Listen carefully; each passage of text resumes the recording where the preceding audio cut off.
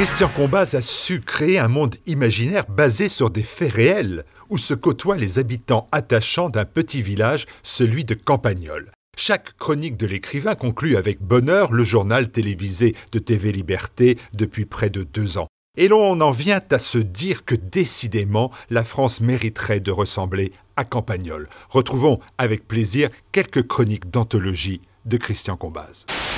Dans mon espèce de banlieue d'adoption provisoire, là au sud de Paris, je promène mon chien régulièrement au stade voisin et il y a un jeune homme là assez aimable avec un fort accent parisien un peu familier qui vient me parler souvent. Et comme le temps depuis plusieurs jours était très pluvieux, je m'en suis plaint récemment devant lui, histoire d'avoir quelque chose à lui dire. Et il m'a répondu « Oh non, non, moi ça me convient parfaitement. Plus il pleut et plus ça me va. Plus il y a d'orage et plus j'ai la paix. » Je me suis dit qu'il devait travailler sur un chantier en altitude, mais non, c'était rapport à son voisinage. Avec les premiers beaux jours, dans son espèce de cité, là où il restait qu'un 5e de gens qui s'appellent Jérôme ou Françoise et qui ont fait leur communion, eh ben c'était tous les soirs des rodéos avec des petits engins sans pot d'échappement, des pétards, des quads à 8 000 €. On se demande où ils trouvent l'argent, me dit-il, avec des mères aussi en train de gueuler à leur fils, tu vas voir, des bandes de 3 ou 4 jeunes qui s'invectivent en se disant mutuellement, si tu fais un pas de plus sur la tête de ma mère, je te crève, etc. Alors quand il pleut, me dit-il, ça fait seulement du bruit dans l'escalier, il y a la sono à fond, certes jusqu'à 2 h du matin, mais c'est moins dur que sous les fenêtres. Et il me raconte que là-dessus, il est allé à la mairie quand même pour se plaindre, et qu'à la mairie, la fille qu'il a trouvée, lui a répondu, ce sont des Français comme vous, même s'ils n'ont pas la même couleur. Elle me dit, attends, je dis à la fille, c'est pas normal, ils font du bruit, sans préciser autre chose, et elle me répond au sujet de leur couleur, mais il est où le racisme là? Il est du côté de cette tarée. Ensuite, elle me dit, ce sont les policiers municipaux qui sont compétents dans cette affaire, mais le tapage nocturne est trop difficile à constater, et j'ai aucune chance. Alors je lui réponds, mais il n'y a pas que le tapage nocturne, il n'y a que lorsque je rentre de ma journée de travail avec ma voiture sous l'immeuble, qui est une voie à sens unique, je trouve 4 gus en train de faire un barbecue au milieu de la voie, et il n'est pas question pour moi de dire poussez-vous, il me cramerait la voiture. Ça, me dit-il, le barbecue au milieu de la rue, c'était quand même facile à constater, mais les flics ne viennent pas, vous pensez bien. Alors j'ai eu une idée, m'a-t-il dit, j'ai demandé à un copain antillais d'aller se plaindre pour moi à la mairie pour la même raison, à la même fille. Oui, parce qu'il ne faut pas croire, moi et mon copain antillais, on était en classe au CES local en même temps que toutes ces racailles, on a suivi les mêmes cours, on s'est déjà fait pourrir la vie par eux comme lycéens, mais nous au moins on a un boulot, on brûle pas de poubelle, tandis que eux ils disent on fait rien pour nous, on a eu exactement pourtant le même parcours, avec le même manque d'argent, les mêmes profs minables, les mêmes équipes municipales. En fait le désir de foutre la merde, me dit-il, c'est génétique. En tout cas, mon copain antillais, lui est allé voir à la mairie et là il a posé la même question que moi, ça va durer jusqu'à quand cette intimidation de proximité, ces barbecues dans la rue, et la fille l'a traité avec un respect presque cérémonieux. Le type me dit, tu voyais la lâcheté de la fille, elle voulait pas qu'on dise qu'elle avait traité un noir par-dessus la jambe, alors que c'était du bien sûr monsieur, mais je vais voir ce qu'on peut faire, je vais en parler au maire, nous avons une réunion cet après-midi. Bon, tout ça pour dire, me dit mon ami, là, mon compagnon de promenade canine, que plus il pleut, plus ça va, et que dans ma cité, la saison royale, c'est l'hiver, parce qu'ils sont tous dans les caves. En attendant, je fais comme tout le monde, je me cherche un emploi à Châteauroux ou à Limoges, j'ai envie de quitter ce merdier, d'avoir un appartement et une copine qui ne risque pas de se faire violer en rentrant, d'avoir une vie normale. Mais tout de même, c'est dommage parce que je suis né ici et que j'aimais bien ce coin avant. Avant quelle époque, lui ai-je demandé? J'ai pas dit avant quoi, ça aurait fait réponse un peu téléphonée comme sur les chaînes du câble. Non, je voulais savoir quand ça avait commencé. Et là, il m'a répondu immédiatement, Sarkozy. C'est lui que je déteste le plus. À l'époque, l'histoire du Karcher, j'y ai cru. C'est parce que j'y ai cru que je suis resté ici. Alors quand tu vois comment ils vivent, tous ces gens, et comment nous vivons nous, t'as envie de retourner le Karcher contre ces types en costard. Quand tu penses que Hollande touche plus de 30 000 de retraite, vu le connard que c'est, là je cite évidemment, mais je cite sans déplaisir. Je dois le reconnaître. Après, il a rappelé son chien, il m'a dit, allez, à plus. Je lui ai prescrit quand même de me dire quand il aura trouvé du boulot à Châteauroux. Et là, son visage s'est illuminé. Vous pouvez envoyer ce sujet à vos amis. On le retrouve sur YouTube, sur Campagnole, TVL. Merci. Mon ami Alain dirige une petite société de matériel médical en bas de chez moi. Il livre des fauteuils roulants et il vend des paquets de bandages aux infirmières. Donc la ruralité, il connaît. Et parce qu'il connaît, il voudrait bien en parler dans les médias. Mais il ne sait pas par où commencer. Il a déjà essayé il y a 1 an, mais il n'a pas choisi la méthode la plus simple. Il est devenu suppléant d'un candidat du Pont-Aignan. Et il m'a dit qu'il n'y avait pas plus efficace pour noyer le poisson que de brasser comme ça des généralités sur les traités américains, des blablas sur les appellations contrôlées, mais rien sur la vie des gens, alors que les gens vont aux réunions pour entendre parler d'eux-mêmes. Alors qu'est-ce qui a changé et pourquoi m'en a-t-il reparlé récemment? Je crois que c'est pour avoir lu que Kouchner voulait repeupler les villages français avec des Soudanais. Alors là, pour lui, la coupe était pleine. En gros, il m'a demandé ce que je ferais à sa place pour attirer l'attention. Je lui ai répondu, mais je ne suis pas à ta place. J'aurais pu enchaîner en disant que justement, il n'y a plus aucune place pour la ruralité dans notre monde. Mais au lieu de faire de la littérature, j'ai été plus direct. Je lui ai dit, quand tu t'interroges sur le statut des ruraux aujourd'hui, tu ennuies tout le monde. Il faut reprendre le problème au ras des pâquerettes. Les ruraux sont invités à suivre le train de la modernité partout, mais le train va trop vite. Les ruraux payent les mêmes impôts que tout le monde, alors qu'ils n'ont pas les mêmes avantages. Les ruraux sont obligés aujourd'hui d'avoir une voiture entretenue comme celle du type de Rotterdam qui descend dans le sud de l'Espagne 2 fois par an, alors que eux, ils vont au marché de Saint-Afrique 1 fois par semaine. Les ruraux payent plein pot les autoroutes qui passent derrière chez eux, alors qu'elles sont amorties déjà 3 fois. Les ruraux n'ont plus de maternité alors qu'ils cotisent à la Sécu comme les autres. Leur médecin référent se trouve à 40 bornes. Et il a 2000 patients sur le dos, parce que tous les cabinets ferment. Les ruraux qui laissent des outils dans leur jardin se font visiter par des bandes de Roumains 1 fois par trimestre, mais la gendarmerie est sur répondeur, ce qui les empêche pas de faire souffler dans le ballon alors que les Roumains non.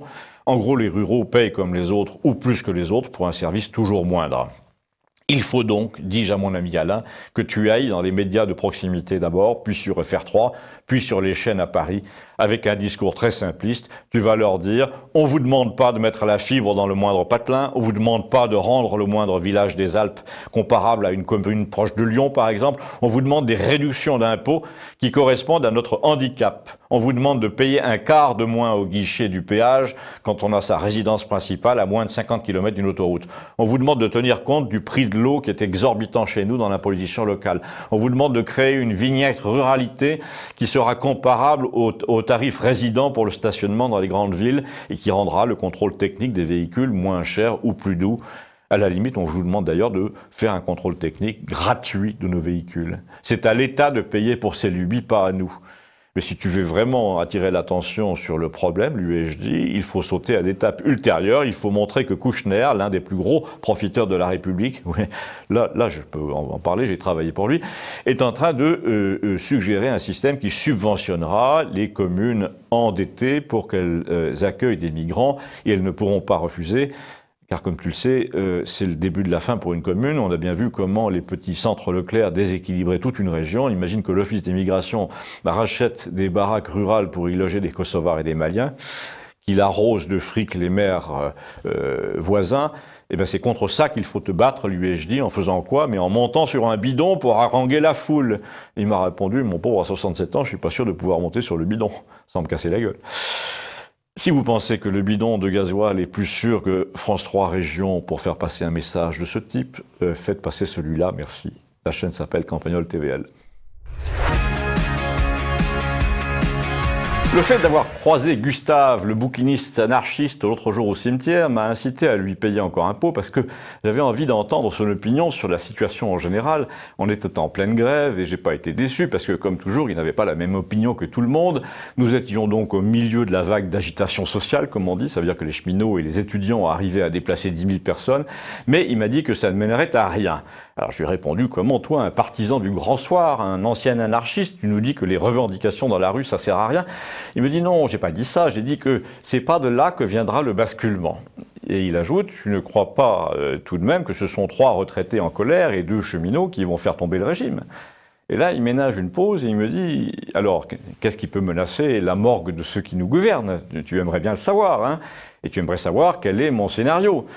Je lui fais observer aussitôt que j'en suis en effet très curieux, et mes auditeurs aussi, car je relais volontiers le fruit de nos conversations vers la foule immense et impatiente de ceux qui m'écoutent, alors que n'ignore pas ce que je fais ici et que je parle de lui de temps en temps. Ce jour-là, c'est tout juste, il n'a pas saisi le micro à ma place, comme s'il s'adressait directement à vous.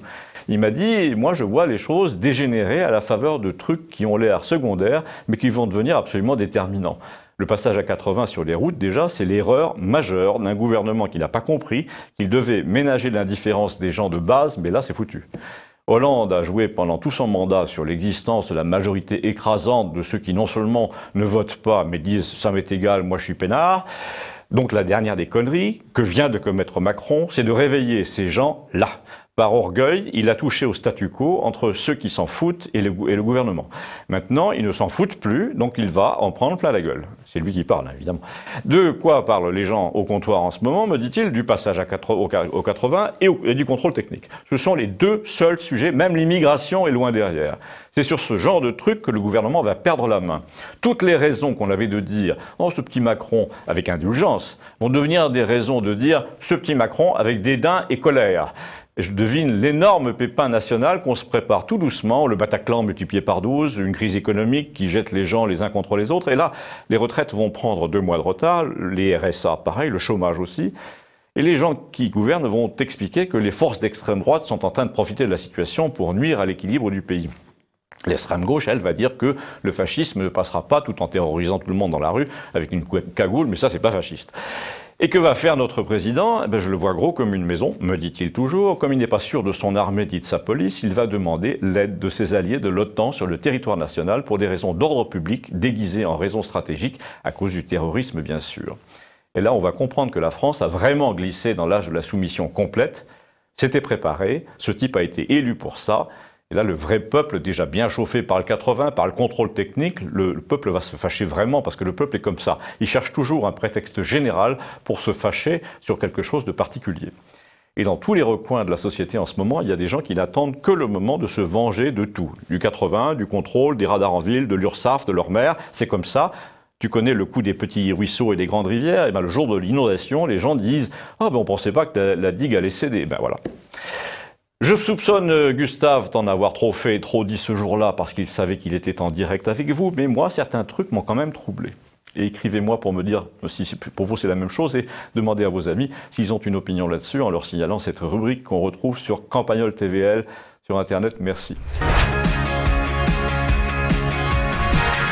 De temps en temps, il y a des nouvelles du monde qui vous glacent un peu le sang sur la télé du bar et les effets du cyclone sur le paradis de Saint-Martin ont été de celle-là, notamment parce que l'un des clients du bar, qu'on voit peu mais qui pendant une quinzaine est venu tous les jours, l'un des clients du bar dit « J'ai un monsieur de 50 ans assez soigné, assez célibataire, un type spécialisé dans les documentaires à la télévision, m'a-t-on dit, qui a hérité de la maison de son grand-père au village il y a peu de temps, avait justement passé un certain temps à Saint-Martin pour des raisons fiscales. » Oui, parce qu'il faut dire qu'il y a 20 ans, posséder une maison à Saint-Martin permettait de payer moins d'impôts, y compris quand on n'y foutait jamais les pieds, m'a-t-il dit, et c'était son cas. La première raison pour laquelle il hochait la tête d'un œil indifférent au bar était assez curieuse. C'était pas qu'il avait revendu sa maison là-bas depuis longtemps, c'était, me disait-il, lorsqu'il voyait une maison abandonnée dans la campagne, et chez nous elles sont nombreuses, qu'il s'imaginait toujours la scène de l'inauguration après la construction. Il voyait tous ces gens réunis pour fêter l'achèvement de la maison et qu'il n'imaginait pas que 300 ans après, un arbre allait pousser au milieu de la cuisine. Eh ben, il m'a dit à Saint-Martin, et dans tous ces pays, c'est pareil, il faut penser 10 fois plus qu'ailleurs que tout est bâti sur du sable à cause des cyclones et que le vent peut tout emporter. Et que quand le vent a tout emporté, qu'est-ce qui reste à ton avis, m'a-t-il dit? Et en parlant, il me désignait l'écran du menton pour me mettre sur la voie. Et il m'a laissé un peu de temps pour comprendre ce qu'on voyait à l'écran, des dizaines de jeunes, des va-nu-pieds qui montaient à l'assaut d'un magasin, qui cassaient des vitrines. Et il m'a dit, le 11 septembre 2001, j'étais à New York, dans la rue, et j'ai jamais vu une telle discipline que là-bas. Les gens s'aidaient, ils s'hébergeaient, ils se prêtaient des appartements quand ils voyaient quelqu'un qui ne pouvait pas rentrer chez lui à Manhattan. Eh bien, en France, le modèle social, c'est plutôt Saint-Martin. Les gens sont tellement peu convaincus d'avoir quelque chose en commun qu'ils sont prêts à s'entretuer pour prendre ce que possède l'autre.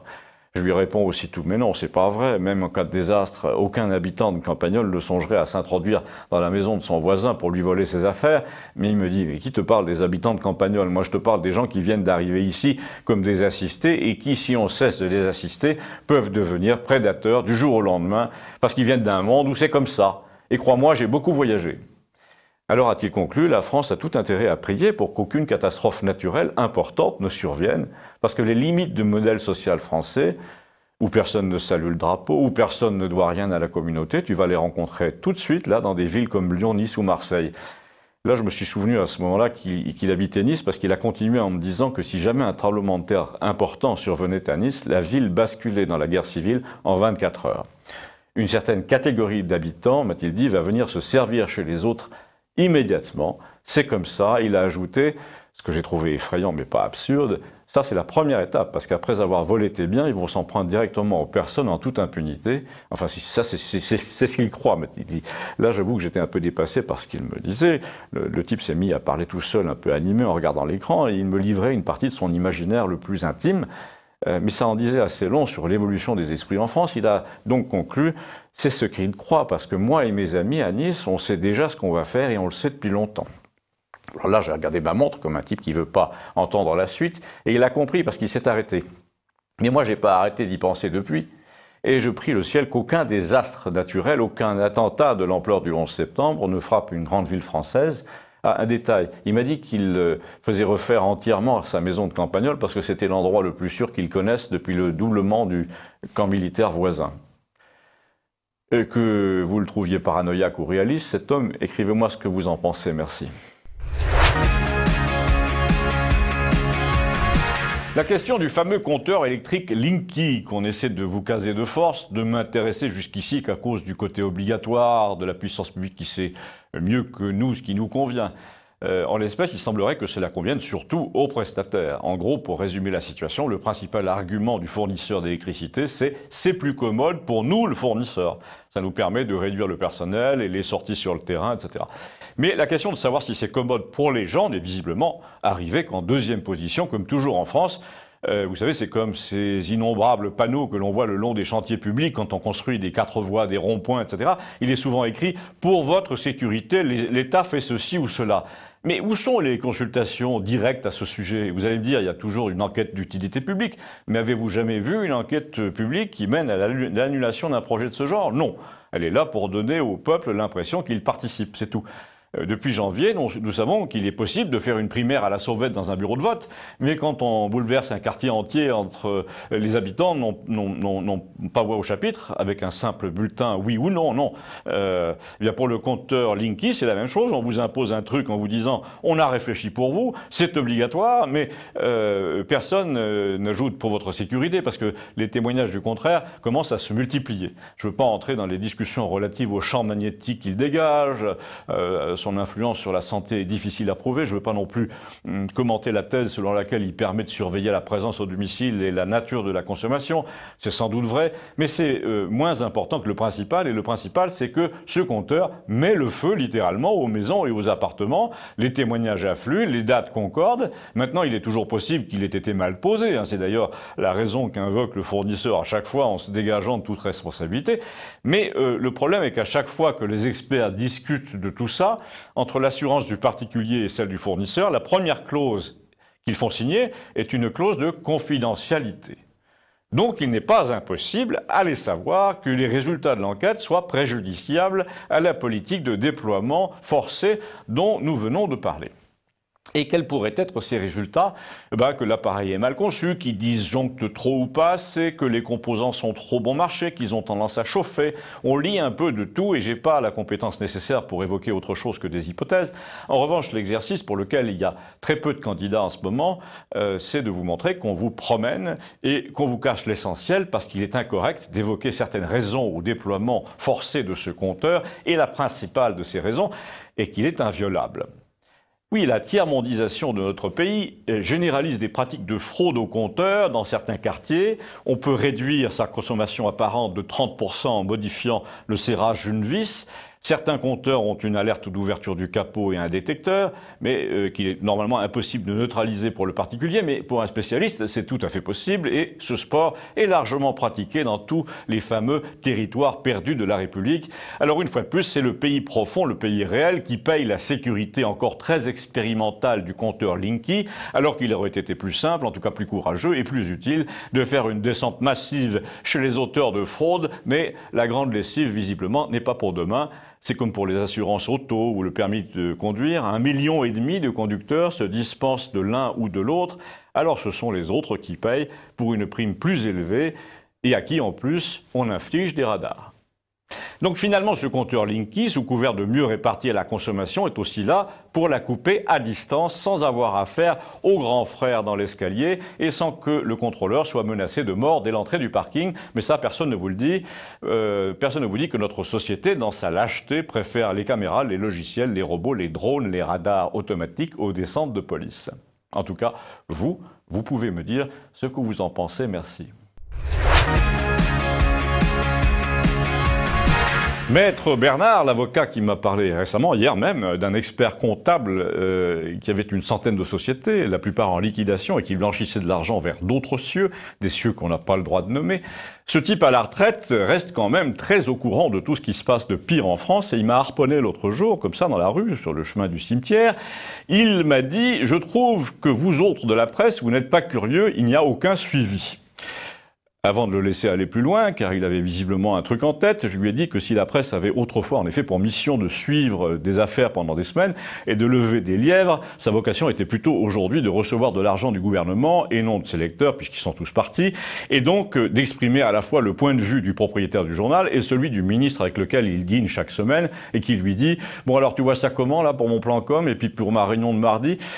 Donc la presse française est quand même très loin désormais de Tintin reporter, c'est plutôt rencontre avec. Avec qui? Avec souvent un futur candidat aux législatives qui dit « Je suis content que vous me posiez cette question ». Je voulais juste vous parler, me dit mon avocat et voisin, Maître Bernard, avec ses petites sandales de retraité et son air ordinaire mais rusé, je voulais vous parler d'un cas précis. Figurez-vous qu'un de mes amis, un ancien bâtonnier de Montpellier, était en train de dîner cet été à Paris dans une espèce de brasserie sur les Champs-Élysées, sur une terrasse, quand soudain une détonation énorme retentit près de lui, à 2 mètres de sa chaise, et le temps que le patron fasse lever tout le monde, il y a eu 3 autres bouteilles en plastique qu'on a d'abord pris pour des bombes, qui en fait étaient des bouteilles d'acide avec de l'alu dedans. Il paraît que c'est le mélange qui provoque la détonation. Un type qui avait vu que ça venait du 3e monte au 3e, la police arrive pendant que les gens essaient de défoncer la porte, on finit par coincer un quadragénaire et son fils de 14 ans qui était en train de sortir par derrière, et là, même moi, me dit cet avocat, qui connaît bien l'Inde et qui est quelques amis au ministère de l'Intérieur, je ne suis pas arrivé à savoir si le père et son fils étaient pakistanais. Oui, parce que le coup de l'acide, c'est une méthode d'agression qui s'est beaucoup répandue à Londres récemment et qui est surtout le fait des Pakistanais en Angleterre. Je n'y peux rien. En tout cas, vous regardez dans Google, il y a encore 12 pages de sites qui parlent de l'incident des Champs-Élysées.